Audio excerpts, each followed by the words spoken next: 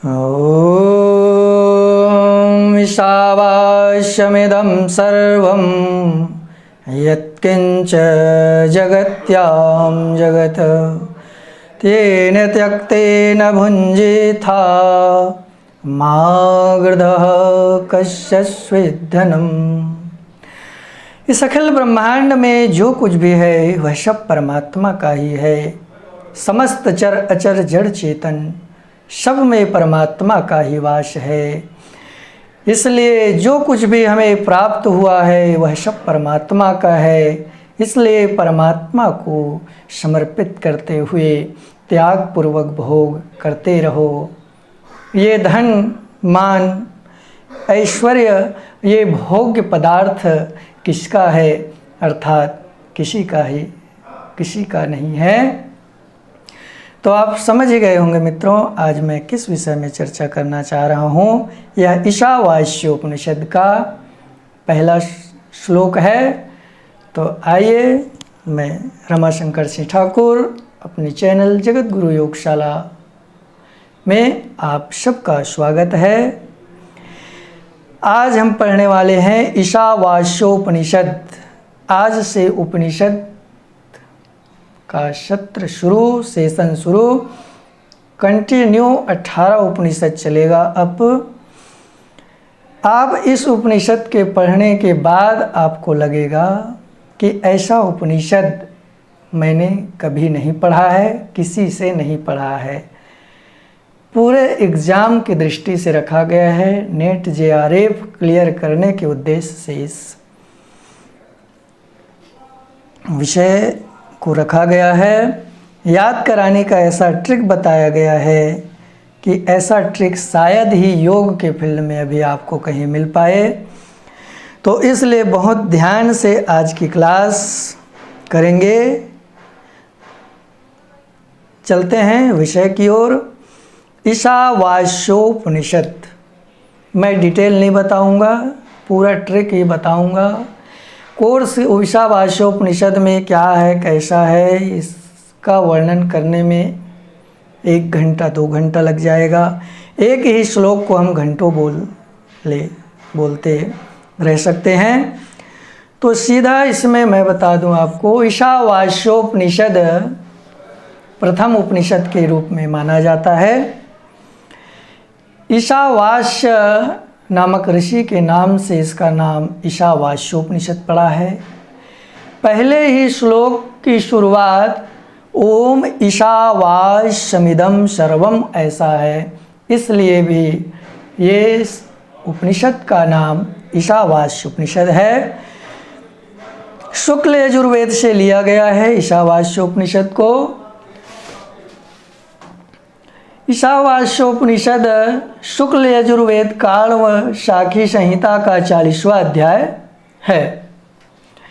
इसी उपनिषद में जो 39वां अध्याय था उसमें कर्मकांड का निरूपण हुआ था, और यह उस कांड का अंतिम अध्याय है 40वां। इसमें भक्त तत्वरूप ज्ञान कांड का निरूपण किया गया है। तो जो शुक्ल यजुर्वेद का काण्वी शाखा का जो यह 40वां अध्याय है, इसका 39वां अध्याय था वो कर्मकांड से संबंधित था, लेकिन यह ज्ञान कांड से संबंधित है। मूल रूप से इसमें 18 श्लोक हैं। आइए प्रत्येक श्लोक को हम ट्रिक के माध्यम से और उस श्लोक में क्या क्या बताया गया है यह जानने का प्रयास करते हैं। बहुत ध्यान से सुने। तो पहला श्लोक 1 व दूसरा श्लोक में है। आप जानते हैं कि जीवन में 2 मार्ग होता है। यहाँ पे उपनिषद के भाषा में ईशावास्योपनिषद में इसे निवृत्ति मार्ग व प्रवृत्ति मार्ग कहा गया है। इसे ही ज्ञान निष्ठा व कर्म निष्ठा कहा जाता है। तो पहले व दूसरा 1 व 2 श्लोक, तो एक ज्ञान, एक निवृत्ति, दूसरा प्रवृत्ति, एक ज्ञान निष्ठा, दूसरा कर्म निष्ठा। तो ऐसे 1 व 2 में निवृत्ति प्रवृत्ति ज्ञान निष्ठा कर्म निष्ठा का वर्णन किया गया है। पहला श्लोक वही है जिसका मैंने शुरू में उच्चारण किया है। अब आ जाते हैं श्लोक नंबर 3 में। इसका ट्रिक अज्ञानी के लक्षण है इसमें तीसरा श्लोक को हम कैसे याद रखेंगे, क्या बताया गया उसमें करके। तो अ लिखते हैं तो ये पहले 3 लिखते हैं, ये तीन लिखे पहले, तो ये 3 का 3 से संबंध है, ऐसे बना लेंगे याद रखने के लिए। बस थोड़ा सा इमेज क्रिएट हो जाए फिर आसानी से याद हो जाएगा। तो तीसरा श्लोक में अज्ञानी के लक्षण बताए गए हैं, ये 3 यहाँ पे, 3 यहाँ पे, ठीक है। आगे चलते हैं चौथा व 5वां श्लोक में, इसमें परम ब्रह्म का वर्णन किया गया है। तजे जति तन्ने जति तद्दुरे तद्वंदिके तद्दंतरस्य सर्वस्य तदु सर्वस्याश्यवायतः। वह ईश्वर बहुत दूर है, बहुत पास है, वह बाहर है, वह भीतर है, ऐसा वर्णन किया गया है इसमें चौथे और 5वें में। तो ये 4 व 5 का श्लोक में क्या कहा गया है, तो 4 मुख किसका होता है, ब्रह्मा का। सीधे याद लगे 4-5 श्लोक में क्या है, तो 4 से लगेंगे 4 मुख ब्रह्मा का होता है। तो यहाँ उपनिषद में ब्रह्मा का वर्णन नहीं है, ब्रह्म का वर्णन है, क्योंकि ब्रह्मा विष्णु महेश त्रिदेव में आते हैं, ब्रह्म अलग चीज़ है। तो 4 व 5 में ब्रह्म का वर्णन है। अब आ जाते हैं 6वें व 7वें श्लोक पे। तो आप पहले उसमें भी मैं बताया था, गीता वाले अध्याय के जब ट्रिक बताए थे 7वां अध्याय में, तो उसमें भी बताए थे कि ज्ञान की भूमिया 7 होती है। तो वहाँ पे हम ज्ञान विज्ञान योग निकाले थे, 7वें अध्याय का नाम। यहाँ भी ज्ञान की 7 भूमियाँ, 7वां श्लोक है तो ज्ञान की 7 भूमियाँ होती है। तो यहाँ ज्ञानी का लक्षण बताया गया है। अब आ जाते हैं 8वां श्लोक में। तो परमेश्वर को 8 दिशाओं में देखने वाला उस परमेश्वर को प्राप्त होता है। अब 8वां श्लोक से सीधा दिमाग लगाना है आपको कि 8 क्या चीज़ होता है, तो 8 दिशा होता है। तो 8 दिशा मतलब जो 8 दिशाओं में परमेश्वर को देखता है वो परमेश्वर को प्राप्त होता है। ये है 8वां ट्रिक। 9वें 10वें ट्रिक में आ जाते हैं। 9वां 10वां और 11वां में, इसमें विद्या और अविद्या का वर्णन है। तो ये 11 का ट्रिक 1-1 है, 2 बार 1 है 11वां श्लोक में। तो एक विद्या और एक अविद्या, 1-1 से लगा लिए, 1-1 11 श्लोक में अविद्या, विद्या और अविद्या का वर्णन है। 9, 10 और 11वां तीनों में विद्या और अविद्या का वर्णन है। 11 से याद रख लेंगे, एक विद्या और एक अविद्या, 1-1, ये 11। विद्या को ज्ञान कहा जाता है, अविद्या को कर्म। फिर आ जाते हैं 12, 13 और 14 नंबर के श्लोक में। इसका ट्रिक देखते हैं, इसको कैसे याद रखेंगे। इसमें इस विद्या और अविद्या 9, 10, 11 था, तो 12, 13, 14 को समभूति और असंभूति का वर्णन किया गया है 12, 13, 14 में। तो जो ये विद्या है वही संभूति है और अविद्या है वही असंभूति है। ध्यान देंगे, जो विद्या है वही संभूति है और जो अविद्या है वही असंभूति के समकक्ष है। तो इसमें ये कहा गया है, बहुत ही सुंदर।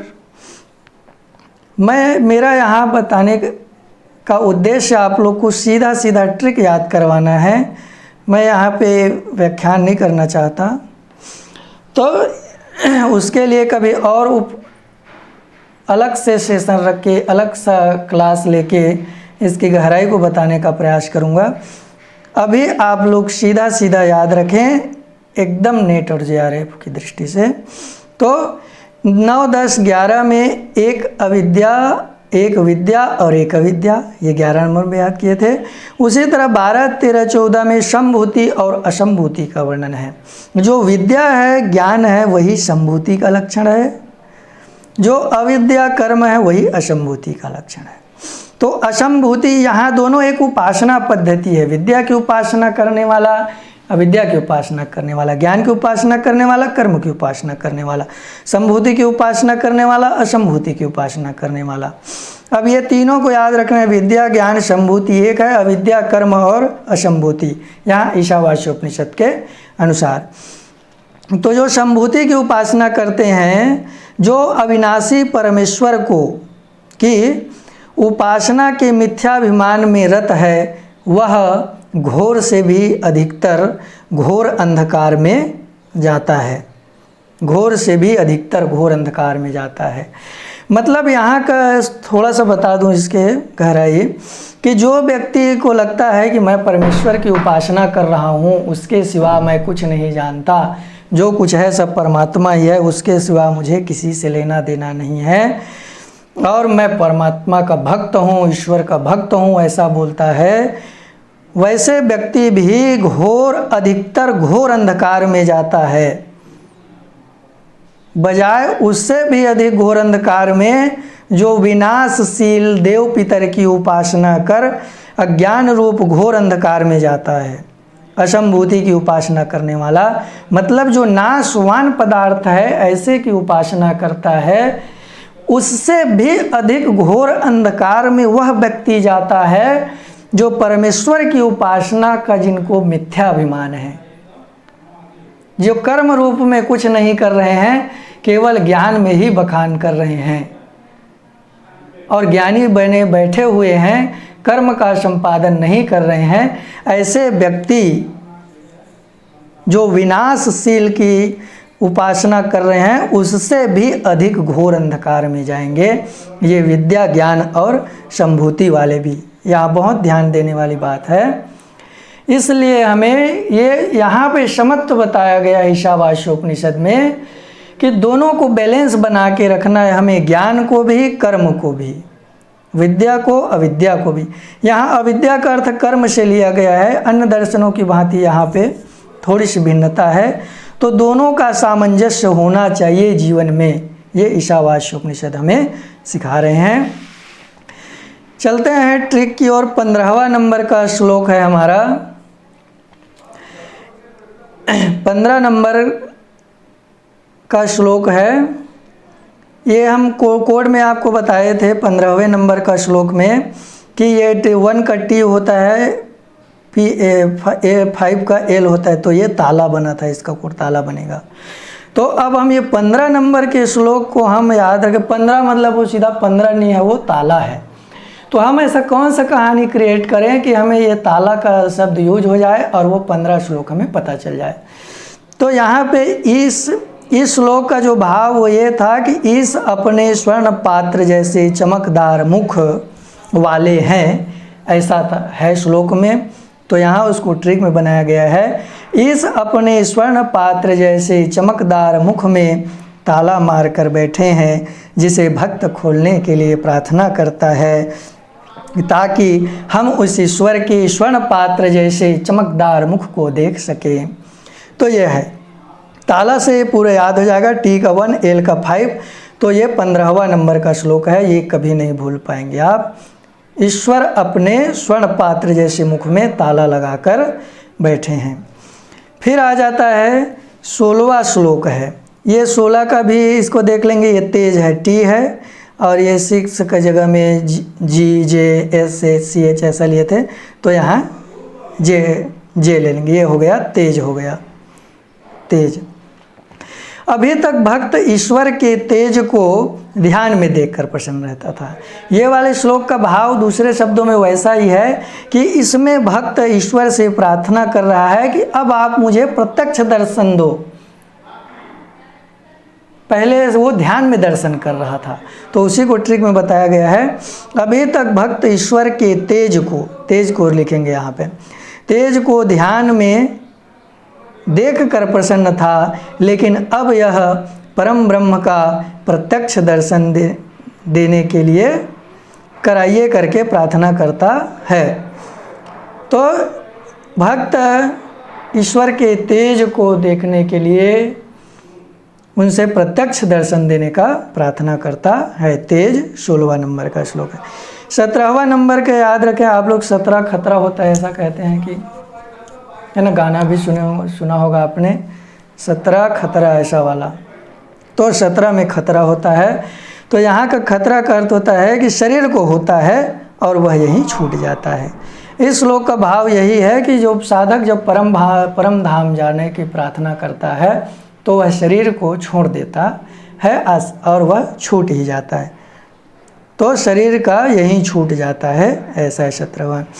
18वां नंबर है, ये अंतिम श्लोक है गीता का। तो गीता के 18 अध्याय की तरह इसमें भी 18 ही श्लोक हैं। ठीक है भाई, गीता के जैसे गीता का 18 अध्याय अंतिम में क्या प्राप्त होता था, हमको हुआ था उसमें कोर्ट से बताया था, तो मोक्ष होता है अंतिम में। तो इसमें भी मोक्ष जैसी ही बात है, मोक्ष जैसी अवस्था है कि गीता की 18 अध्याय की तरह इसमें भी 18 श्लोक में परम धाम जाते समय अग्नि देवता से साधक प्रार्थना करता है, मैं हमेशा भगवान की सेवा करना चाहता हूँ, आप शीघ्र ही उस सुंदर कल्याणकारी मार्ग से पहुँचा दीजिए मुझे। तो ये वाला श्लोक ये है, ओम अग्नेन सुपथाराय अस्मान् विश्वानि देव वयुनानि विद्वन् यो योधास्मज्जुहुरानमेनो भूयिष्ठां ते नमवोक्तिं विधेम।